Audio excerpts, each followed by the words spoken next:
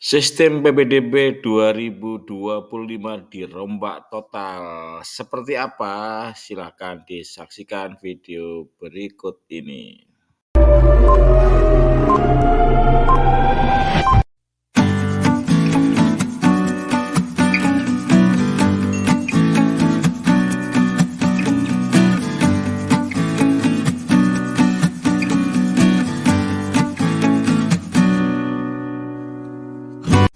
Assalamualaikum warahmatullahi wabarakatuh. Jumpa lagi dengan channel Sahabat Pembelajar. Sahabat pembelajar sekalian, kali ini kita akan membahas tentang yang hangat-hangat, yaitu tentang PPDB 2025.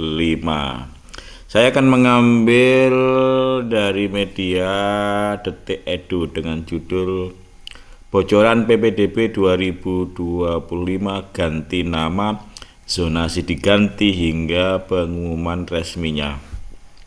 Di beberapa hari yang lalu saya membaca di media bahwa PPDB itu nanti diganti nomenklaturnya menjadi SPMB, yaitu kepanjangannya Sistem Penerimaan Murid Baru, bukan lagi peserta didik, bukan lagi siswa, tapi menggunakan kata murid.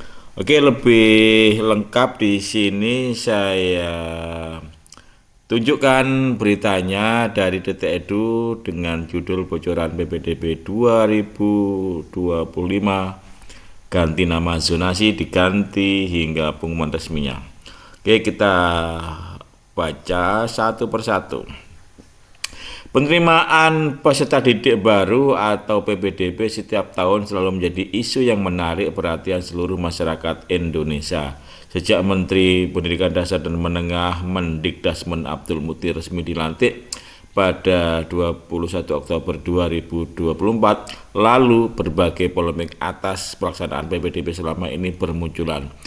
Jadi sebelum Abdul Muti dilantik atau menjadi Mendikdasmen, sebelumnya PPDB zonasi ini sering menuai kritik, sering menuai polemik ya. Jadi tiap tahun itu bermasalah ya, tiap tahun bermasalah sehingga di tahun ini, tahun 2025,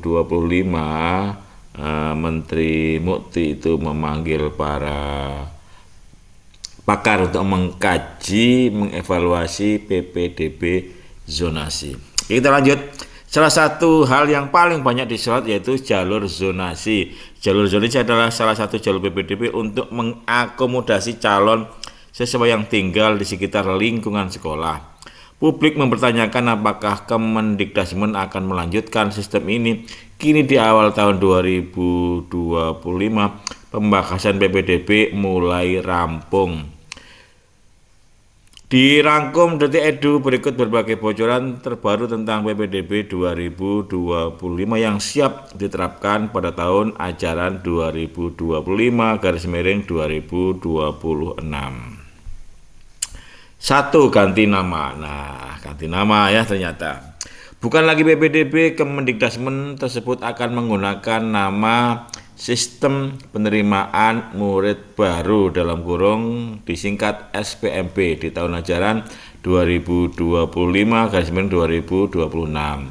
Hal ini disampaikan oleh staf ahli bidang regulasi dan hubungan antar lembaga Kemendikdasmen Bianto ya. Jadi ini diganti ya, tidak lagi nanti menggunakan istilah PPDB tapi SPMB, Sistem Penerimaan Murid Baru. Nah, ini juga kita patut bertanya ya, kenapa menggunakan kata murid gitu ya, kenapa tidak siswa gitu, atau tidak pelajar misalkan gitu ya.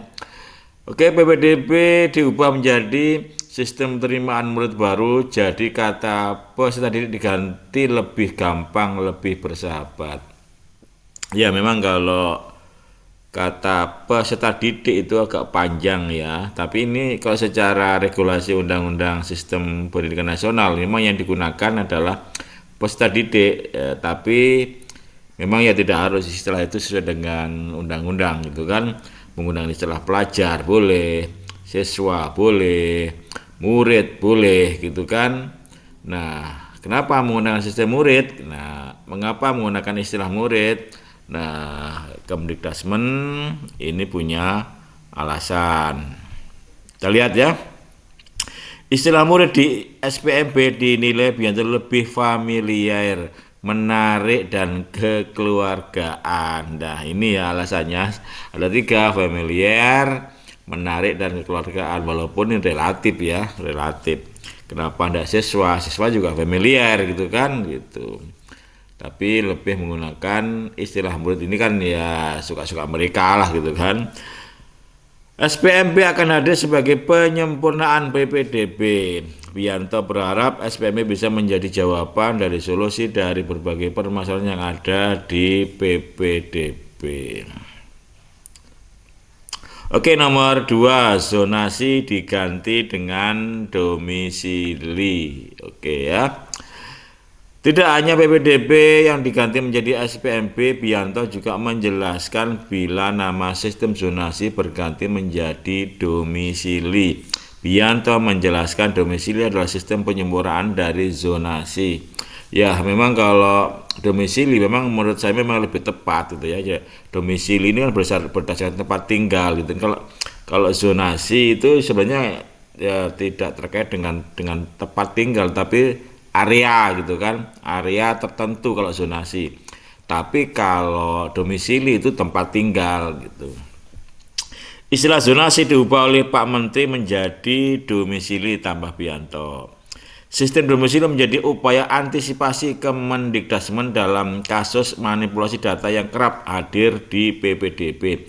Jadi penerimaan bukan berdasarkan wilayah, melainkan kedekatan dengan jarak sekolah dengan tempat tinggalnya. Jadi kalau zonasi itu area atau wilayah, tapi kalau domisili itu berarti tempat tinggal. Kartu keluarga tak lagi digunakan tetapi domisili siswa.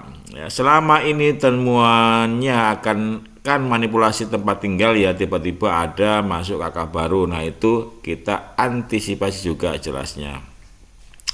Tentang zonasi diganti nama menjadi domisili, silahkan dibaca lebih lengkapnya di link berikut ini. Oke, enggak usah ya. Oke, nomor 3, jalur penerimaan lainnya. Berbagai jalur penerimaan lainnya di PPDB juga ikut disempurnakan. Contohnya jalur afirmasi akan lebih ditingkatkan persentasenya, terlebih bagi calon siswa dari keluarga kurang mampu dan disabilitas. Jadi afirmasi nanti akan ditingkatkan ya. Selama ini kalau tidak salah 20% kan, ya mungkin nanti ditingkatkan menjadi mungkin 25% atau 30%.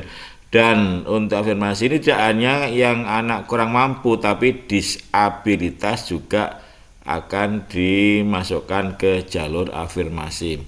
Nah, afirmasi seperti penguatan untuk mereka disabilitas lalu warga miskin itu persentasenya di-up atau dinaikkan ya. Oke, selanjutnya ada jalur penerimaan yang dahulu disebut dengan PPDB bersama. PPDB bersama menjadi wadah untuk siswa yang belum beruntung diterima pada sekolah negeri. Jadi nanti kalau tidak diterima di sekolah negeri akan diarahkan ke sekolah swasta ya, nanti akan dibiayai oleh Pemda gitu ya, kalau Pemda mau tapi kan gitu. Oke, sehingga jika diurutkan berbagai jalur penerimaan yang akan ada di SPMB 2025 yakni ya, 1, mutasi dan jalur anak guru ya. Jadi nanti jalur anak guru untuk masuk jalur khusus ya. Jadi kalau dulu kan tidak ada istilah mutasi dan jalur anak guru. Yang kedua, afirmasi untuk anak-anak kurang mampu dan disabilitas. Kalau dulu hanya anak kurang mampu ya, disabilitas itu waktu sebelumnya tidak disinggung ya. Kemudian prestasi dan domisili. Jadi ada berapa ini? Ada 4 atau 5 nih ya. Mutasi dan jalur anak guru, yang kedua afirmasi, yang ketiga prestasi, yang keempat adalah domisili. Kemudian pengumuman resmi PPDB 2025. PPDB 2025 atau SPMB 2025 rencananya nanti bulan Januari akan diselesaikan regulasinya dan nanti awal Februari insya Allah katanya sudah diundangkan. 5. Bocoran PPDB menurut Komisi 10 DPR. Wakil Ketua DPR Komisi 10 DPR Mai Esti Wijayati mengatakan penerimaan peserta didik baru atau PPDB 2025 akan lebih mengakomodasi kebutuhan calon siswa dengan berbagai latar belakang dan kebutuhan. Esti menjelaskan jenjang SD akan diutamakan untuk siswa yang dekat dengan sekolah. Hal ini dilakukan sesuai masukan masyarakat dan Komisi 10 DPR RI. Oke, jadi ini adalah kebijakan baru dari Pak Menteri tentang PPDB yang akan diganti nomenklaturnya atau sebutannya SPMP, Sistem Penerimaan Murid Baru. Tetapi ini belum terbit regulasinya ya, belum terbit. Nanti insya Allah Januari ini kelar dibahas, maka Februari akan terbit regulasi tentang SPMP. Jadi ditunggu saja. Saya akhiri. Wassalamualaikum warahmatullahi wabarakatuh.